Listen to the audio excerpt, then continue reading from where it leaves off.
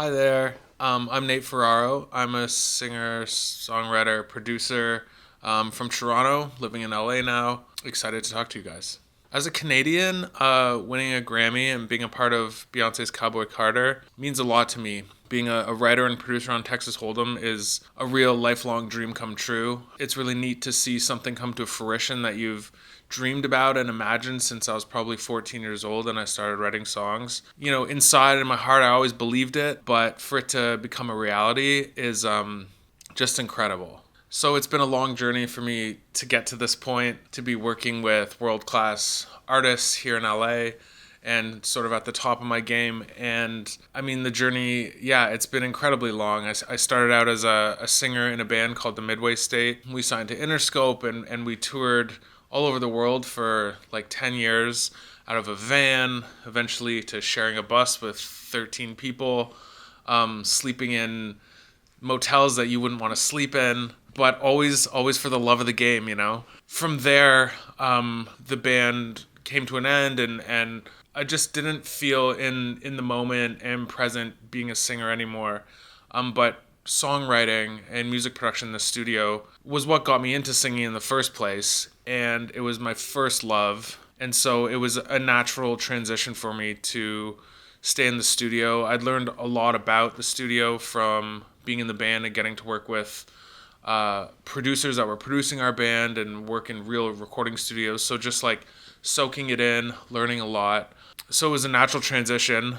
Again, it took years to sort of get my feet on the ground as a songwriter, but working with Canadian artists and SOCAN members like Bulo and Virginia de Vegas and different artists like that in Canada really helped me to hone my craft and become a professional songwriter.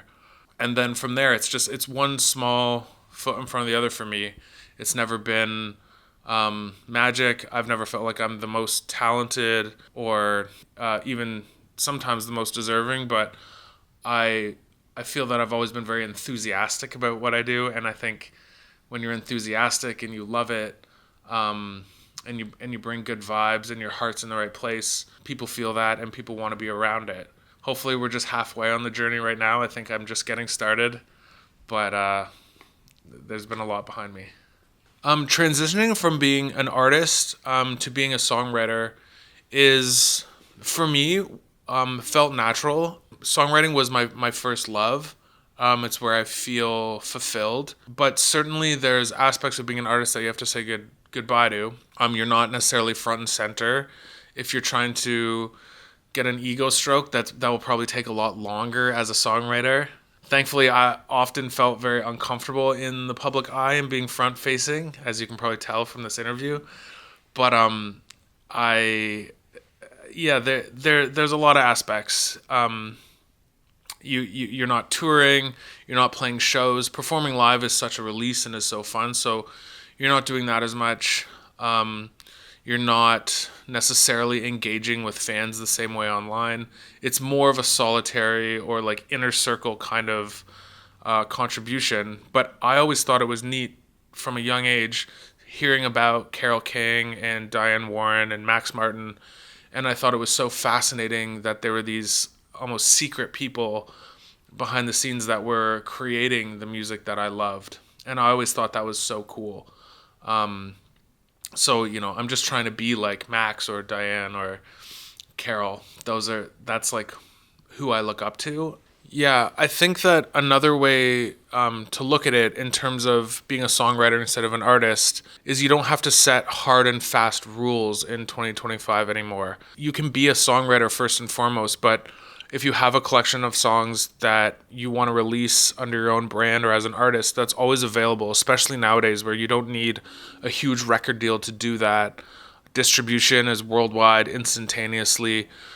You can make records with your friends for like small budgets. So I think that maybe you take time off as an artist, or for me, that was it. It was like, okay, I'm just going to take time off.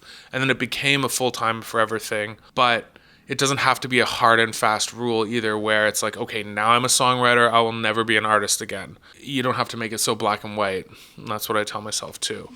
there's been times where I've been asked to reunite the Midway State, and who knows? But everyone's actually done really well. Mike Wise is one of my still main collaborators, incredible SOCAN member. So yeah, you never know.